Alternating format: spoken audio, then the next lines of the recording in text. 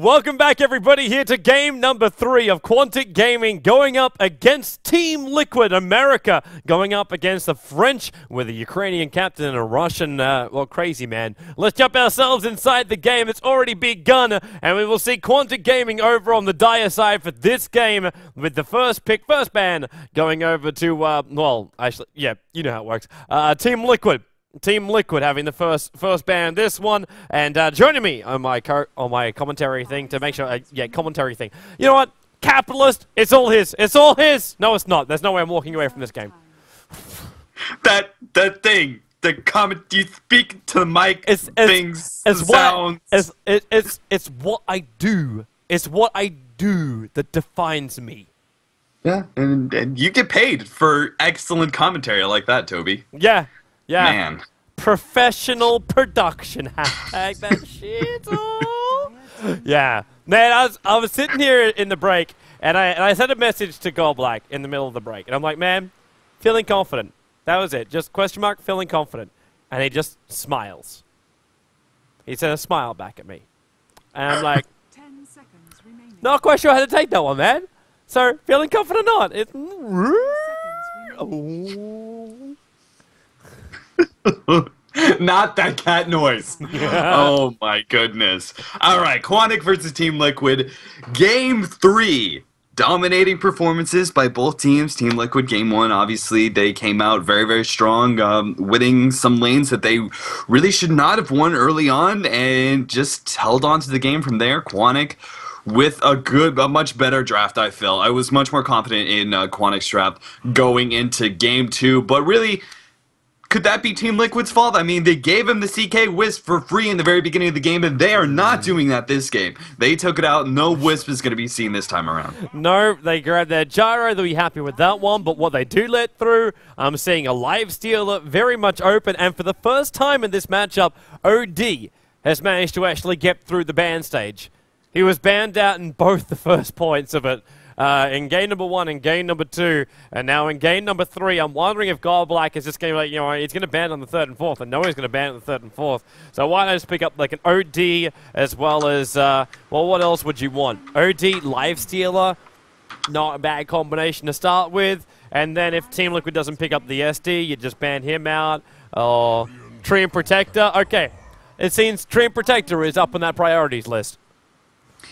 Yeah, you know that if you're going to leave Tree there, Team Liquid is definitely going to pick it up as their second pick. We've seen it over and over and over again. And Quantic likes to run it with their OD, so whether or not they... I mean, I'm not really sure. I don't feel confident about OD being picked up second pick, but at the same time, you know you could probably look out for Team Liquid banning that one in the second banning phase. So maybe they will pick it up here. It's obviously a really good combo together. Very defensive support, being able to throw down that. But instead, they're going to go for the Lone Druid here. So two very, very tanky heroes going up against a Gyrocopter. I feel that's a very nice start for them.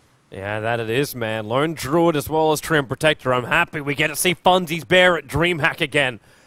He played it non-stop when he was there last time, and now we'll see how it's going to work. That was back when he used to be playing with Cinderin. Back in the old days. Back in the olden days with Lone Druid, but now with Tree and Protector, armor up on the Bear. I'm wondering if we're going to be seeing the Ogre Magi start to make his appearance as well, and they just break the base. Or Lashrak, other options as well. Look for that pushing power, add a Chen towards this mix-up, add the mech with that Hand of God. Of course, that does make it very, very passive on the lane. Now maybe Team Liquid with their toss-up here on the second selection, it's, do we want to try and go up on that top lane and stop them? Or are they fearful about the bottom lane? With the Tree and Protector down here on the bottom lane, I know it's something which we haven't really seen Funzy do, Black really draft for. But at the same time, when they like to pick up a Lone Druid, they don't just want to throw it to the long lane. Most of the time, you actually look to farm it up now on the safe lane. Ever since they got that small little armlet change that came through, everyone was like, oh, I need money for Radiance now. Yeah, it's definitely a possibility here. I mean, if they did do a safe lane lone druid, this would be very, very defensive lanes, and you would have to question whether or not Team Liquid would want to throw an aggro try up against that. Honestly, if I were thinking along that lines of they're going to be going for a lone druid, obviously I'd be waiting for the 3-4 pickup here, but that'd be a good opportunity to use like a jungle.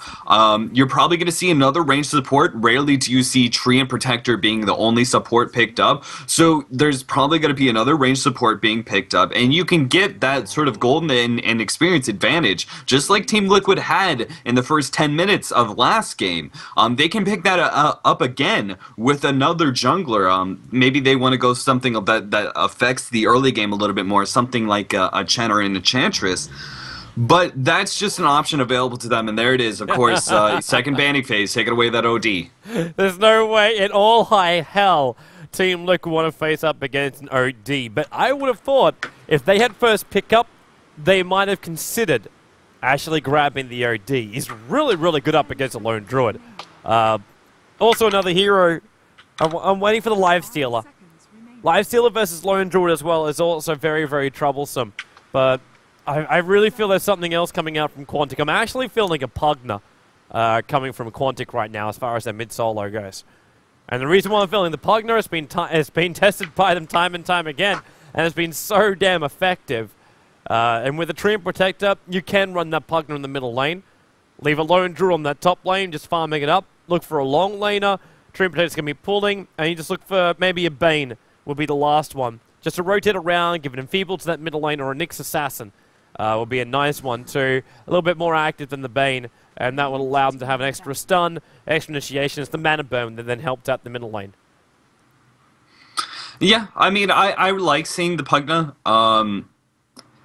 That ward has become the slight buff that it got to its range, makes him a little bit more viable very, very early on before you're able to max it out. His pushing power is obviously pretty unparalleled when it comes to intelligence, sort of semi-carries and supports. He provides so much. Being able to push down the waves very, very quickly, as well as hit the tower repeatedly with that very low cooldown nuke. It's very, very strong sieging up against towers, and one of the best heroes up against that would be Tree and Protector, and they've already got that on their side. So, Bane being banned out. So Liquid's fearing the same thing I was thinking that Quantic might try. They take him out of the pool. And now, what else does Quantic want? It's all or nothing right now for both these teams. Winner of this game will advance through to the semi-final. They will play in the semi-final of Dreamhack tomorrow. Everyone here who is competing has already won money. The fact they are here in the quarterfinals means they've already won. They've all won $1,500. Everyone who's competing right now, they won $1,500 US. wow. Anyone who wins here in the quarterfinals has won $3,800 US. So Well done. not too shabby. Not too shabby. And then tomorrow, second prize, that's going to be $10,600. And then the first place, $22,300. Nice prize pull. Nice prize pull. Yeah, absolutely. I mean, considering really you don't have to put that many games into it to make it into the prize pool at all. Just making it through the group stage, which obviously for some groups was very, very tough, but this time, I mean, Quantic and Team Liquid, they both definitely deserve it. They're both going to be some shining stars at TI3. I feel that Quantic, while they didn't get invited for a reason, they made it into that qualifier and had just a dominated performance, and I think there's no doubt in my mind. The fact they got to go through that wild card is just it's the ultimate thing for me. As they don't have a secure spot. They got to play up against, who is it? It wasn't VC Gaming. It was Rising Stars. Yeah. Yeah, the Rising Stars or Rattlesnake. It started with an R. To be honest, I still am starting to compile my notes for TI3 for my studying of the Southeast Asian scene. Been spending way too much time just looking at nothing but EU and US. It's Rattlesnake. Rattlesnake. The Rattlesnake knocked out Rising Stars, and it was actually Vici Gaming, who I was rooting. I was rooting on Vici Gaming because that was my companion. Was LGD, and then Vici taking second. That's exactly what I had too. And then yeah, well done VC Gaming. Just make me lose my compendium bets. Thank you. Not very nice, is it? So Quantic, they go with it, Weaver. Weaver hasn't been functioning that well for so many people, but with living armor, it can be a lot more aggressive. And Enchantress and a Prophet. Oi, oi, oi. This could even be an aggressive trial lane on top lane if they so desire. Enchantress and SD can move into Quantic's jungle. Now, one more hero up on that top lane then. That really shouldn't be a Nature's Prophet. It should be the Gyro with the SD together. But at the same time, like, Prophet up on that top lane, maybe it would be enough. Enchantress in the jungle, Prophet trying to pull, being an absolute nuisance, then SD and Enchantress can rotate around. Or they could just start in their bottom lane, when Prophet's happy with his levels, TP's the bottom lane, and they just start taking out towers. Quantic's counter push is basically non-existent. Weaver's going to try and Shikuchi through it all. That's not going to do enough. Lone Druid might be able to pull the aggro with his bear. Queen of Pain will scream a little bit, and then Dream Protector does nothing. It's almost like Quantic need a Keeper of the Light as their last one. And there goes the Slark from Goblak. He is not doing that again. He is not doing that again. Which means we'll probably just see Korok on a puck in the mid lane up against the Queen of Pain. And I'm looking forward to seeing if TC wants to ban out the Keeper of the Light or some other counter pusher. Rubik may not be a bad choice as well. Honestly, I feel that Team Liquid, I don't think it can go an aggro try here, just because both Lone Druid and Weaver, Weaver's probably going to be in this safe lane here, and Weaver is very, very strong in tri-lanes, especially defensive tri-lanes. Now, we don't normally see him, mainly because a lot of teams don't like running Weaver as a hard carry. A lot of times you see him in aggressive tri-lanes with a harder carry, or at least some heavy pushers being picked up. Here, Quantic has that in the Lone Druid. He also makes for a decent carry. He's going to share that role with the Weaver, but I feel it's just too dangerous going up against Weaver in a defensive tri-lane, just because he has so much room to be able to move around with that Shikuchi. But this is fairly interesting. I'm wondering if they're going to almost run dual lanes here with the Weaver and the Dream Protector in their safe lane, and then the Lich being able to pull the lane back with those denies while Lone Druid also does the pulling. You know, those two working in congruence together could be a really good way to force the lane pretty much constantly back at their tower, an easy way to pick up experience on the Lone Druid. That might be what Quantic's thinking, since the fact that you were talking about earlier, they don't normally like to run him in the off lane, especially since that nerf that the bear received. Yeah, but look who's playing it. There's going to be Soshka up on it. The only reason why they'd want to run on the safe lane, I believe, is if Fonzie was going to be taking up that role. But it'll be Soshka who takes up that Lone Druid. The hilarious thing is, throughout this entire team at Quantic, I have seen 4 different people run that Lone Druid, be it safe lane or long lane. Fucking Mad was doing it for a while, and I know Silent had a crack at it at one point. It was, and obviously the other one being Fonzie. It's always just been jumping around this roster to see what they want to do and where they want to do it. But now they make up their minds, they lock it in. The last one to be picking up their hero, Fluff and stuff, needs to select up his Enchantress, and now we are good to go, man. We are good to go. And we'll see how the lanes will all unfold. So with Liquid, we'll have Korok, builds as the Kunkka, and that's a guaranteed solo mid-Kunkka now. IX Mike 88 SD, he's heading up to the middle lane right now. I'm not quite sure if they want to keep this as a dual lane forever, but they might start off as such. TC down the bottom lane as the Gyro, so farming for him. It puts Bulba with 3 Clarities, 2 Tangos, and a Ring of Protection. He is heading up towards the, now with the south, definitely heading up towards that top lane, and that leaves Fluffness up as the final one, starting off with a smoke for him. So, could be anywhere. He could go with the SD and run into the dire jungle. He could also just stay inside his own jungle and come out later on. As far as your lanes, man, if you're looking for dual lanes, the 2 heroes which you thought might stick together, Bucky Mad's walking right next to Soshka right now, but Bucky Mad will be as the Lich, but Soshka as the Lone Druid, and Bucky Mad's going to abandon him. He's heading in top lane. Fonzie middle lane solo as the Queen of Pain, and that puts Goldblack top lane, Dream Protector, and our last but not least Silent, who is in love with Mila, playing the Weaver on the top lane. Yeah, what I like about this is, I mean, I think Furon's going to suffer a little bit. Just because of Weaver's mobility, she should be able to actually kill the trees pretty easily. A lot of auto attacks and then just being able to keep up with Shikuchi. If he is able to do that and take down those trees and take down that pole, Bulba does not have a whole lot of options. Like you said, Enchantress is going to be hogging the jungle, and especially in the Radiant jungle, because of the fact that Enchantress, you have access to this hard camp over here. Just from the cliff, being able to look over the cliff and grab one of those creeps, enchant it, kill off that creep, and then force your creep to go to the easy camp while you stack up this other hard camp. All you have to do is just wait for a good tornado creep, and you can actually farm extremely quickly on an Enchantress. Enchant as well works in the same way, but middle. They're already getting very, very aggressive on this Queen of Pain. It's a dual lane that she's going to have a very hard time with because obviously her blink is going to only help her after she's taken the full damage from a Torrent and a Tidebringer hit. Problem is they can't be as aggressive as this. Living Armor, sure, they just managed to wear it off because Mike got the disruption off, but it's a long cooldown timer on it. And Funzy, his harassment's actually quite decent. He leveled up Blink because of this, but because he's also solo middle lane, he's going to start out-leveling both Korok as well as Mike. And if Funzy wants to, he can really harass Mike out this lane. Pushing it back. In fact, you're seeing it right now. With a Sting, it'll bring Mike very, very close to death. And Funzy, I think he's just hoping to get a scream. In fact, there goes the salve. And instantly already this SD can't stand on the lane. Funzy's going to have a fantastic time with this mid.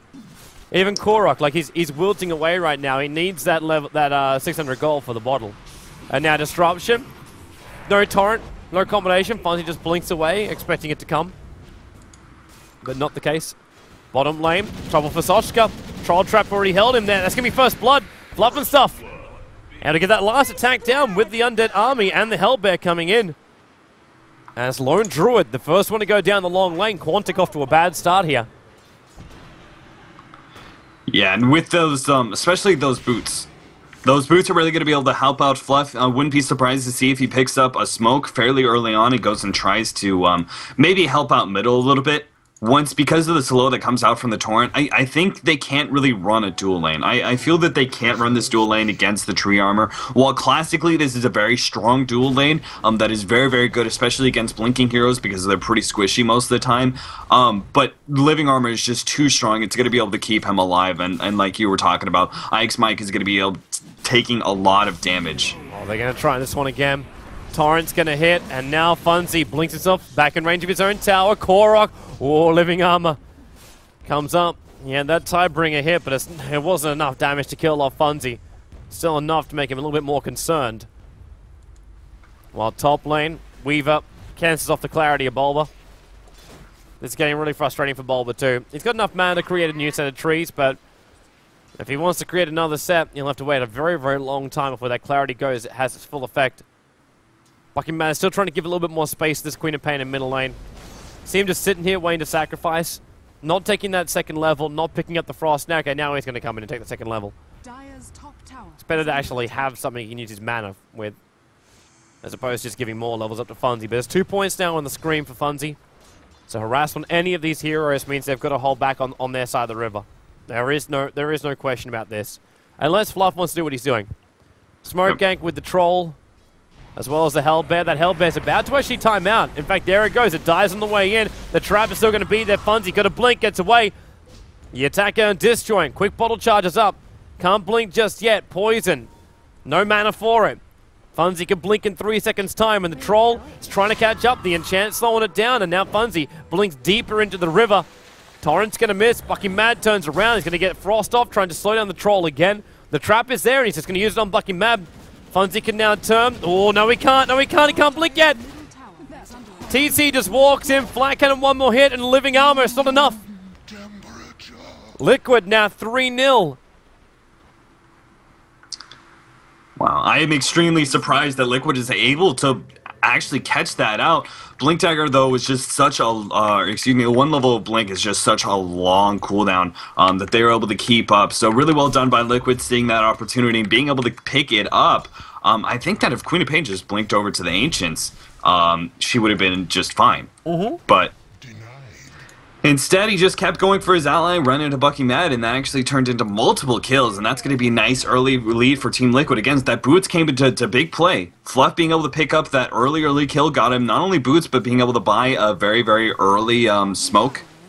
And ganking that middle with that troll, nice, easy kill for them to be able to pick up. It would have been even easier, except for that initial living armor, would just barely save Funzy's life.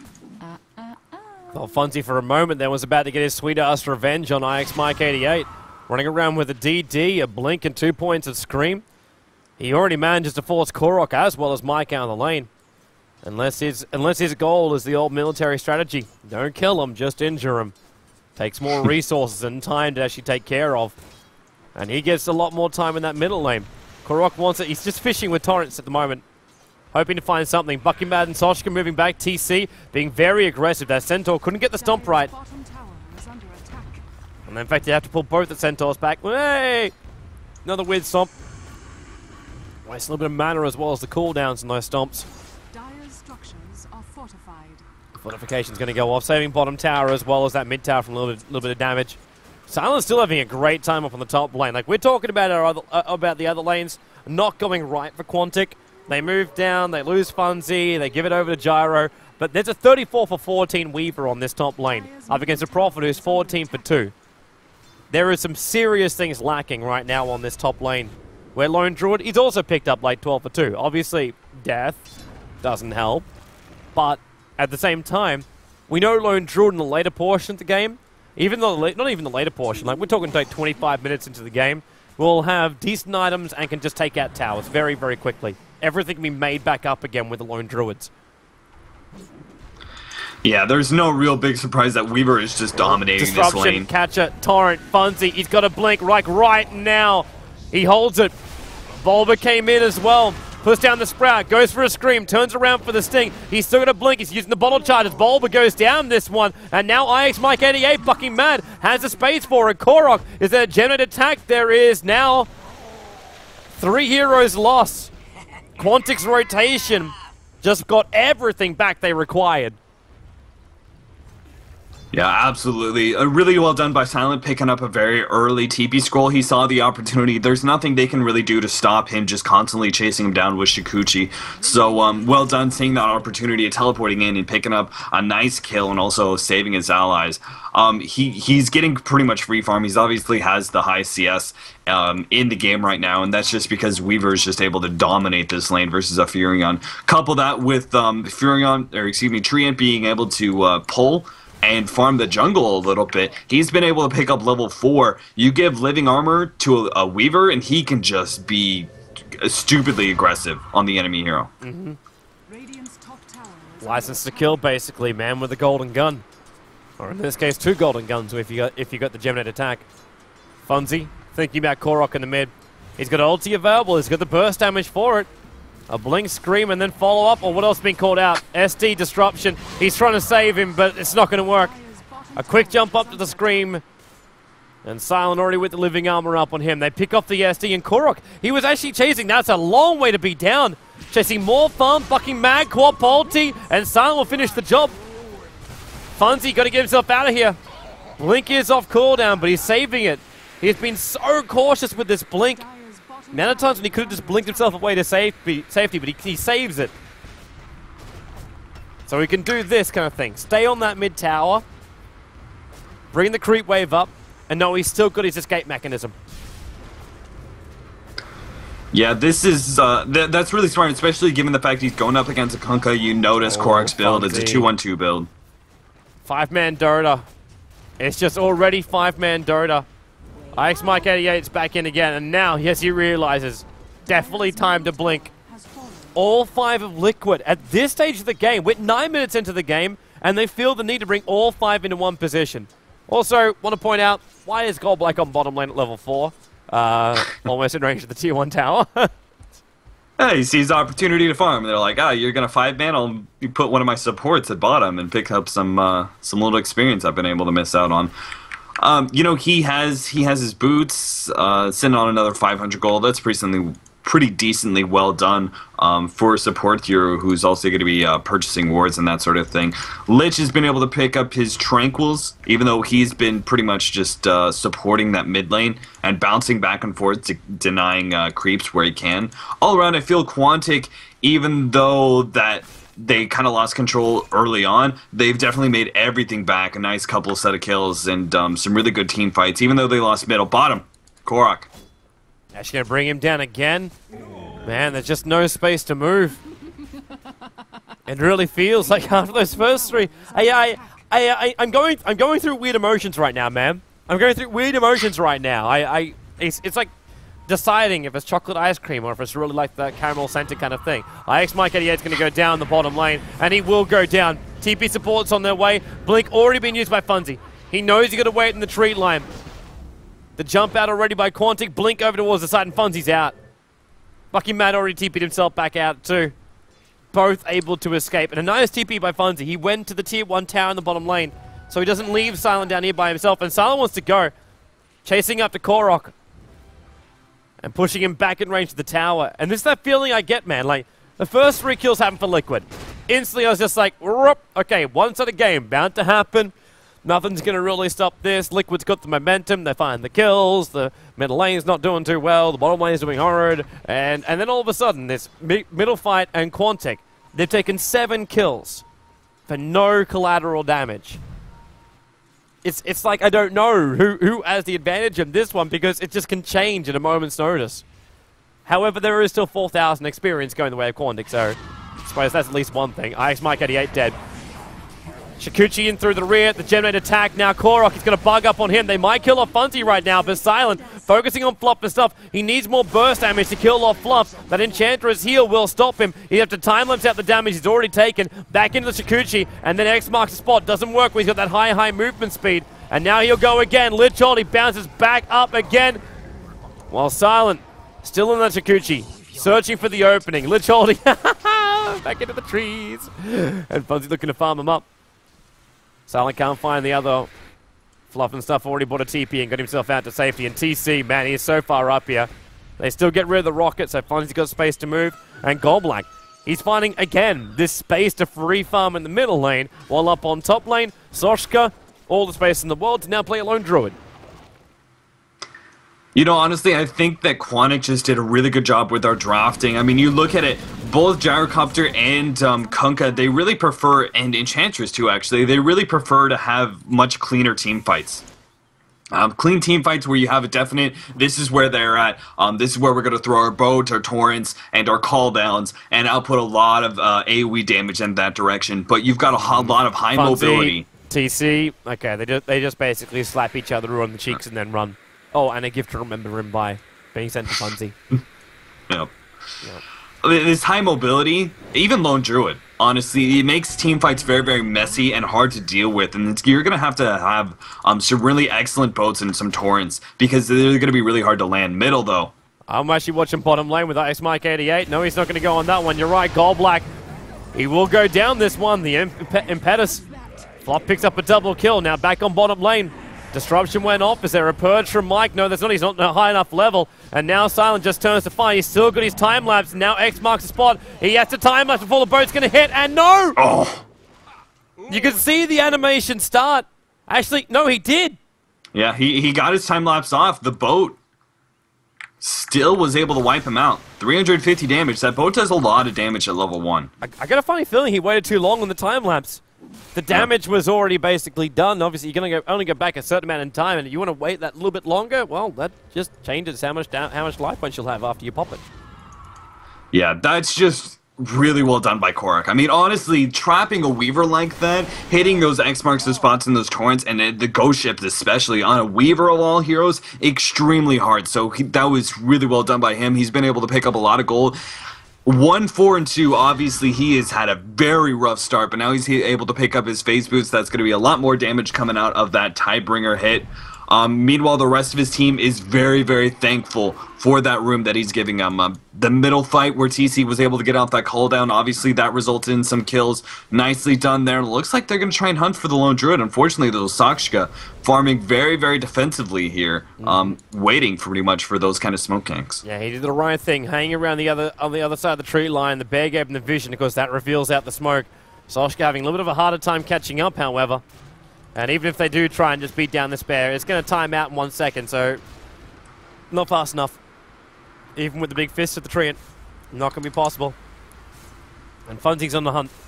He's got a haste rune, and he sees a hero in mid. And that means Frost, slow him down, Scream, Sting. TP support's already come, so there's 135 gold down the drain as well as TC's time. And that's why there's a TP going down towards the bottom lane. They don't want to leave that bottom lane unattended because Silent will take out that tier 1 tower. And they even have to fortify to keep it up and running. You know, I feel that even when Liquid does pick up some of their core items, BKB on Gyrocopter, Shadowblade up on Nature's Prophet, even then I still feel that the pushing power of Quantic is really going to come into play soon, and they're going to really start snowballing their gold heavily against them. I mean, you're talking about a Treant Protector who's going to be able to stop a lot of this split push pressure that is provided by Nature's Prophet, because Nature's Prophet doesn't typically provide the flat-out push. It usually takes little bits of damage. Sentry wards are down, Silent, it's just got a time lapse. This Lich Holding now going to bounce around. Fluff and stuff goes down very quickly, and the extra bounce over to Mike. The ship's on the way in. It's going to hit really hard as well on Bucky Mad. The Buckler, the one charge, is keeping him alive for the moment. But a moment's enough. It buys time for Silent to bring down Korok. X marks spot or not. Means it couldn't chase instantly onto Bulba. But now Living Armor, it gives him permission to dive. Scream, not available. Sting is available, but Bulba try and duke it out. He's inside the tree line, but his TP is still on cooldown. He can't do it. Funzy comes in, Shikuchi through him, and then Bulba will go down, but the trees blocks him in until then Blink. And Silent, he's going to go down at the end. Oh, Living Armor brings him back up again. And now he can run up looking at TC. Still got that Living Armor healing him up. And he comes back in again. Suppose. Time lapse is off cooldown again.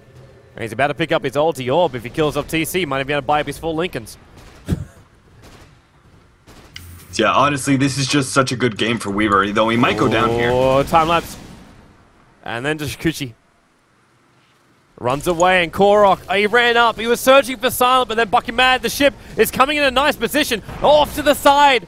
Silent evades, and he will kill off Korok. Geminate attack works its job off, and TC, he's frosted up, and he's up against the Queen of Pain, and back comes Silent.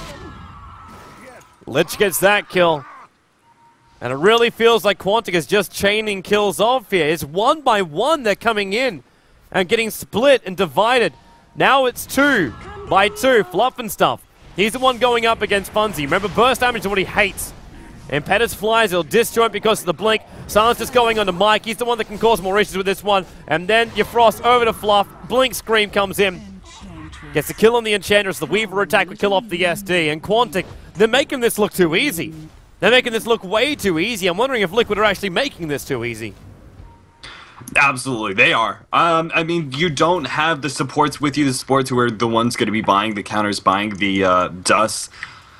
And they're not with these carries. The 2 carries go in without that detection, trying to fight a Weaver. Obviously, the Weaver's going to tear you apart. Just with the Living Armor, Weaver is a very tough hero to take down, and he's just going to be able to constantly provide that consistent physical damage that is eventually going to take you. And then you mix that with the lack of detection on Liquid, and it's just free kills everywhere Weaver goes. And then the 2 supports wandering in. I mean, honestly, this is just a lot of silly mistakes. They might pick up a kill on middle, though. Yeah, Gold Black, it's Living Armor, throws out the ulti, goes in for the Leech Seed, Disruption, Quap ulti, damage on all 3 with the Scream. Ice Mike's already going to go down, so it's tip for tap, blink away. Bulba wants to be part of this. It's like, wait, where'd she go? Oh, down the river, of course, where she went last time, but this time it's going to live.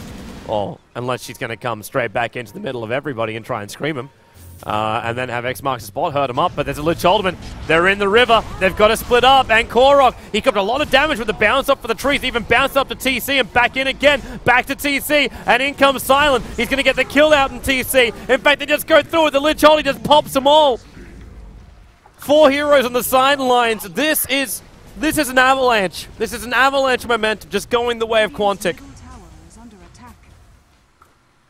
This, I mean, you look at this 7,500 gold. It looks like Ike's Mike. He could probably get dove. He's dead. Silent's still got it. He's still got his that time lapse. Words. I don't know. I honestly, it feels like Liquid is just losing control of this game, and it feels like they're like panicking or I don't know, not caring or something. They're just not playing like a team anymore. They're just playing like this is a pub, and they're gonna run out there and just through player skill, they're gonna magically find kills on a Weaver. And that just isn't the case. A good team like Quantic is gonna control this game heavily. Furion now able to pick up his Shadow Blade. Nothing new is going to be picked up on Korok anytime soon. Fluff is starting to make his way towards that Aghanims, but obviously it's going to be a long, long way away. Korok's Honestly, dead. it's just up to Bulba. Korok's dead. Silent will dive on the tier 2 tower. He's still got his Lincoln Sphere, so Korok couldn't trigger anything. Disruption going to go off here from Mike with the catcher, but Silent knows exactly who he wants. He's taking minimal damage here. Jumps in, jumps out. Funzy, the ship comes in as she stuns him up, and then time lapse.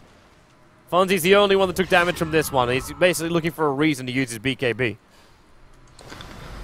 Yeah, that was, Gallblack actually might go down here. Bulba. Gallblack, yeah, he's caught. He uses stick charges and now throws out the ultimate. Oh, wow! One charge it up. Ulti it up. Bulba can't find him. Now, Frost Armor really helped him out, too. And Bulba had to retreat. He's in the tree line. Now he can TP out. And he goes into the middle lane. Maybe not the best choice when I see Lich coming in there as well. Honestly, their greatest hope is Bulba being able to farm up and do some really good split pushes. But again, he's going to run into that tree armor. It's going to be a very, very big problem for him because he can't fully commit to towers. The Furion is supposed to do little chips of damage or trade towers. Jesus. It's just too easy for him. The Purge got used up on Lich, but Silent, the second that Frost went, he knew his movement speed was going to be more than enough to keep up. He was actually looking for Korok again, but SD was just caught in the line of fire, and Korok got himself far enough away that Silent said, well, I can go for SD. That's easy enough. And now this can be Silent's Yasha up and running. And the call's coming up. They're coming in for Roshan. I'll bring the bear in a moment. The bear's still having his presence on the top lane because of the Radiance. So they keep pushing it out, and now he's going to bring it back in again. Probably would have liked to have kept it up there just a little bit longer, so it at least pushes out the creep wave that these trees are definitely kind of pushing out. But he needs the attack damage of the bear, especially with the speed that Liquid's coming over. They've got to realize that Roshan's being done. Every single lane is now abandoned for the first time. And that instantly spells Roshan, but they're already too late. DD up on Funzy, and he also now has the Aegis the Immortal. Yeah, these are the sort of situations where Weaver really excels at. I mean, technically, he was the one being run in the very beginning of the game. He was in that safe lane, put sort of in that one position. But this is where he really excels, being able to force fights early when supports don't have a whole lot of counter wards, when they're not going to have a gem, those sort of ideas. And just focusing on picking off heroes and forcing Team Liquid to group up while this bear farms. It's distraction. He's just distraction. Takes a lot of damage. He doesn't time-lapse it out. He just keeps going on TC. Look at that attack damage he's got. It's just so quick and so brutal. And he goes on to Korok, and Korok's like, I can't stand there. He can't. Oh, my. He attacks so fast, Silent. The TP came up to the top lane, actually just leaving the bear behind. Lone Druid's now, okay, now he just brought himself back into the middle lane with the bear. And Funzy even stinging up, getting rid of the trolls. Tier 2 tower will now go down the middle lane. This really feels like Liquid has, I'm not going to say given up, but with every single kill they've taken, Quantic will be sitting there going, yeah, GG boys, back tomorrow. We will challenge for the grand final and the semi-finals. Yeah, and they're not giving Liquid the room to come back into this game, which was what Liquid really needed, was pretty much Furion split pushing, but they're not even going to let them. They're going to take down towers, they're going to take Arax right now. They're trying to get in close, and now the second they do, that Radiance Bear is already having its effect. Look, entangle on Mike. He's dead after a very short time. It's a full cooldown happening. Stick charges keep him alive a little bit longer, actually. That's a good hit. Now the Lich Holy bounces down. There's a quick entangle. Don't walk into him, TC! Oh, whoa, whoa, whoa. No, and then Bulba as well! I don't know! Fuzzy blinks away. It's like playing catch. Except the baseball's a chain frost. And you can see Mortar will trigger on the co-op. Weaver's already killed off the Enchantress again, and now he looks to Mike. But they take out the mid-racks. And Sochka, well, he started making a line, and there's the GG call. 24 minutes and 30 seconds. All 3 games in total. Not taking long at all. Took longer to get organized than it did to actually play the games. And that is going to be the GG out, man. Quantic, they play good. Team Liquid, a wheel fell off somewhere. This is gonna be one of those moments where I know now there will be a at least a 1 hour conversation that I'll have to have with Bulba about what happened, the reasons why it happened, and what they're now doing to solve what happened that went wrong. Because that's gonna be a game where the archives, he's gonna be looking over that so much. Yeah, I mean, not only just the wheels falling off the bus, but also it's like that happened, and they went, oh god, and they looked towards the driver, and no one was there. It was like there was no direction whatsoever for Team Liquid. They just constantly just kept running at Quantic. There seemed to be no game plan whatsoever. They just kept on going out there, thinking, we have a gyrocopter, we have a Kunkka, these guys fight early. Why aren't we getting those kills? Mm-hmm. And honestly, I don't know if it was just a breakdown of communication or something just went horribly, horribly wrong for Team Liquid. That was just not the sort of team play that we normally see for them. But well done by Quantic. 2 games that they just absolutely crushed Team Liquid. Really well done by them. I mean, honestly, looking at these 2 teams are, in my minds, really in the top 10 of the Western scene, if not the top 5. Liquid is no doubt the top American team in my mind, and Quantic has just been impressing me every single time I see them, and more so this series than ever before. So really well done by Quantic, and you know, good luck in their next games tomorrow. We are going to move on to what now? I forgot. We are doing Na'Vi versus Dignitas. Will be the next game coming up here on the live stream. If you also want to check out the other quarterfinal, it's still going on. Liquid versus EG versus Virtus Pro is still going on right now. Last I checked, EG was a game up. And coming up next as well on the Dreamhack DOTA live stream, you can check out Alliance going up against Mouse Sports. But have both streams running, people. Support them all and rack up those viewer numbers for all the Dota 2 scene. So people go, you know what? People actually want to watch Dota 2 and then give them a huge audience and stand and stage and all that kind of jazz. Anyway, we'll be back here in, well, schedule starting time's 25 minutes. So grab yourself a beverage, a snack, or something like that. We've got a best of 3, Na'Vi versus Dignitas, coming up shortly. Stay tuned.